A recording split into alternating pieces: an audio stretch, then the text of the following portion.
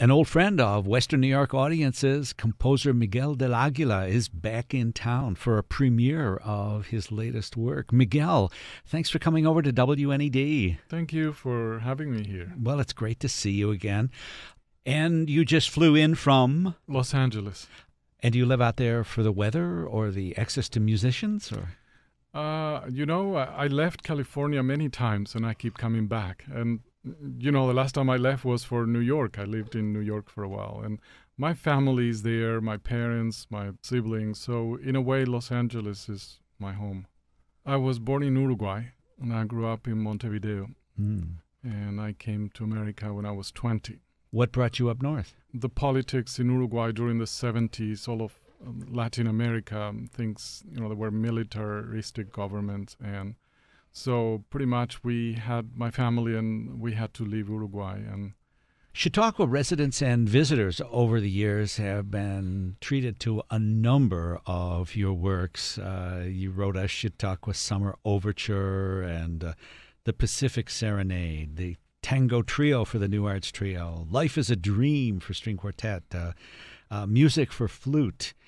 Chautauqua was the time through Chautauqua that I spent most time in the Buffalo or Western New York area. I came every summer for about 4 or 5 years, which I enjoyed very much. It's such a beautiful place.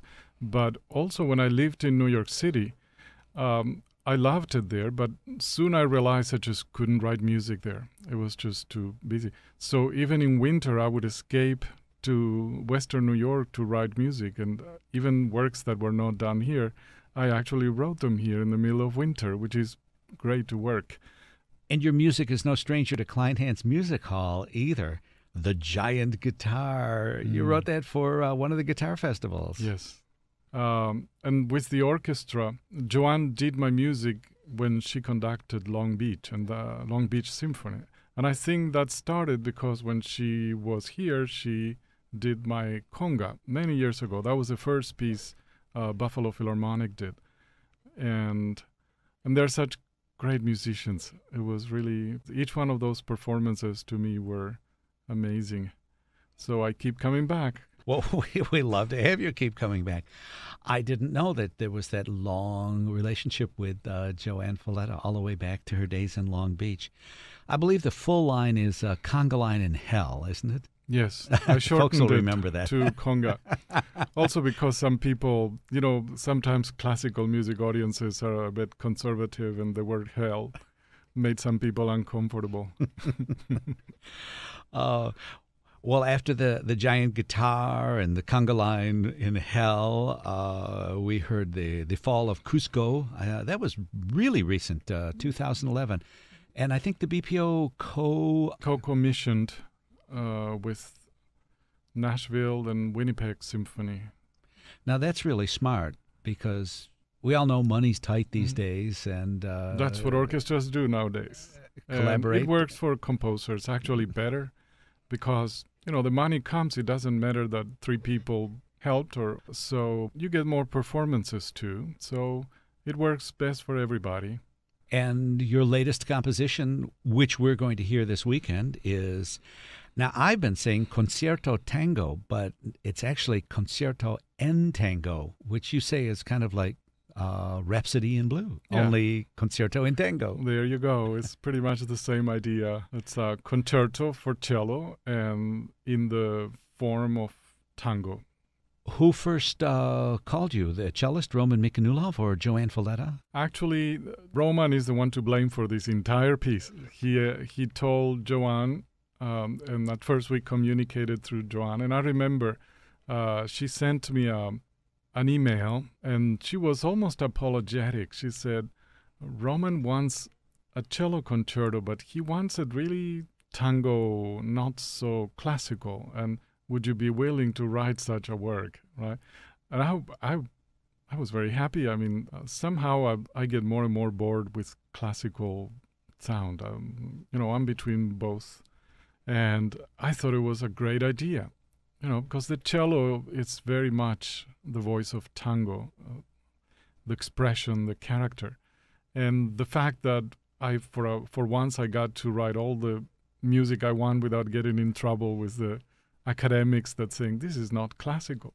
And this time they will say this is not classical, but I got the green light for it, so it's fine.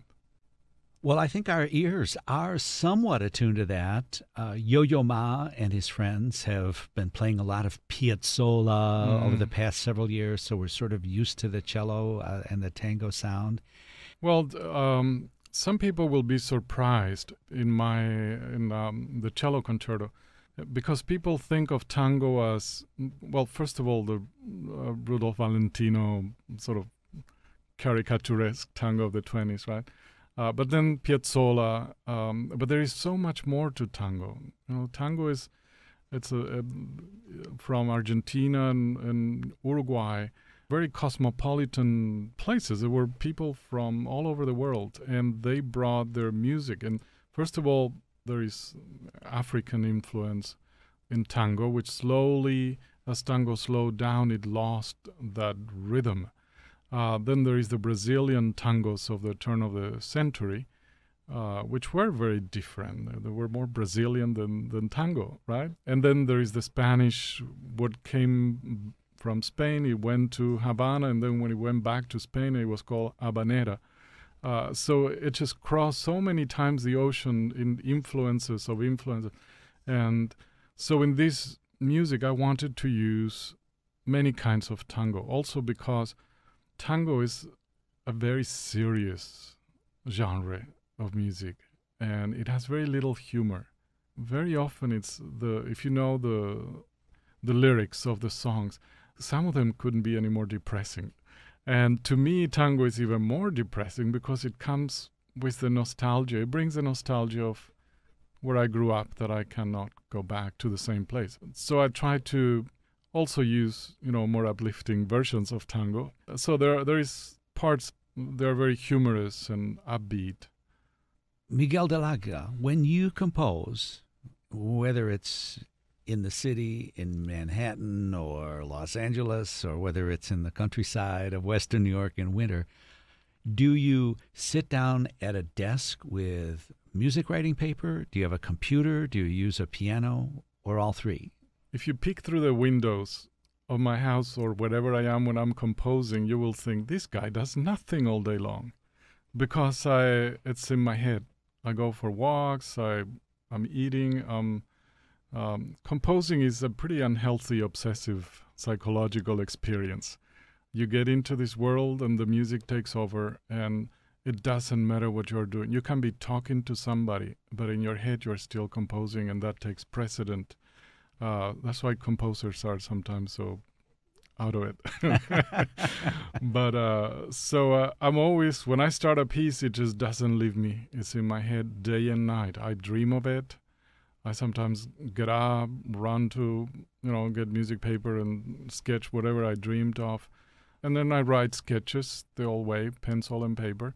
If there is something I need more of a clear idea, I go to the piano and play some chords or something. But it's all in my head. And when my sketches are too illegible and messy, then I put it all in the computer. And that's sort of the final stage of it. So it starts in your head. It might be assisted by tinkling at the piano for a little bit. And then when it's all ready, Mozart would have sat down and written it out, but he didn't have computers. I'm sure if he had, he would do what you do. Well, the computer replaced in the old times, and probably my first 20 works were written like the old times. You did the same thing. You did the sketches at the second stage.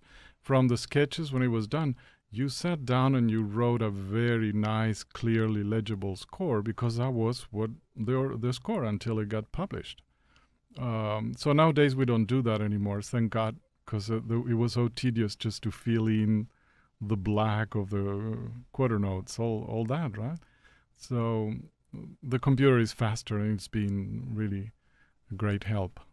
Now, in addition to using the computer so that the final product is legible, I understand from Roman Mekinulov, the BPO principal cellist for whom this work was written, that you two also collaborated on a 21st century. You Skyped. You had these teleconferences, and Roman would have his cello, and and you'd talk bi-coastal conversation. Yeah, we actually rehearsed, and sometimes I would play a little and he will play his part. So yeah, it's a bit hard to rehearse on Skype because there is a delay. So you have to count on the delay when it comes back. But it is actually, it saves a lot of time and money traveling, and it's pretty effective. You can actually do a rehearsal. Now, I asked Roman if you knew how to play the cello, and he immediately came back with the fact that you are a great pianist. And as a matter of fact, you're going to be on stage with the Philharmonic. You're playing the piano part of the orchestra. Yeah, they have me take some of my own medicine. Yeah. Being a pianist, do you write a particularly tough piano part? Remember, other folks are going to have to follow you. Some people say they are hard. I don't think they are difficult, the orchestral piano. Conga, for example, has a piano part, and some pianists are afraid of it. I think it's because it's very rhythmic, and it has to be played very precise. It's pure rhythm. And I think sometimes pianists are not used to strict rhythm, and that's the unusual thing. Some might be a bit hard, but since I wrote it, it's a bit easier for me to play it, right? Now, speaking of easy and hard, Roman said you guys went back and forth on that as well. Well, the back and forth negotiations and, setting of these, putting all this together took very long. So I started writing this piece pretty late, which I'm not a last moment composer. I've done much before deadlines. So I knew by the time I finished it, Roman wouldn't have much time to learn it. And I did work on this piece some days of 17 hours nonstop, writing, purely write. So at first I said, I'll write a pretty conservative cello part so that at least we are safe, right?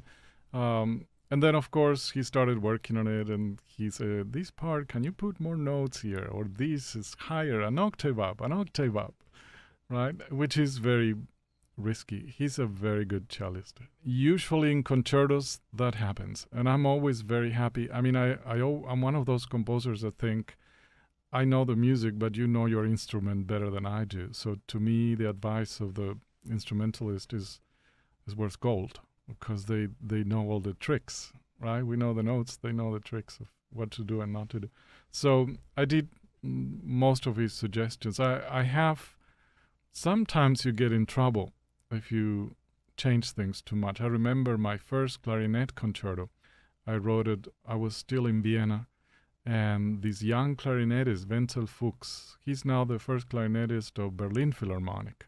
I wrote it for him, and he kept asking me, can you make this higher? And this note an octave up, pianissimo. And of course, now clarinetists look at that concerto and they can't play it. They're scared to death. So there is a limit but I think in general, I wanted to write what sounds best on the cello. And to me, what sounds best on the cello is not crazy runs and arpeggios up and down. It's lyrical. The cello is a lyrical instrument, and it can sing in ways that, it can move you. And that's pretty much what I concentrated on. Composer Miguel del Aguila, his Concerto en Tango. The world premiere will be this Saturday evening, May 10th at 8 o'clock, and Sunday afternoon, May 11th at 2:30 over at Kleinhans Music Hall. The program is called Invitation to the Dance. JoAnn Falletta is the conductor. Roman Mekinulov will be the cello soloist. And besides music by del Aguila, there'll be music by Ravel and Rachmaninoff. Miguel del Aguila, thank you so much for coming over to WNED. Thank you for having me.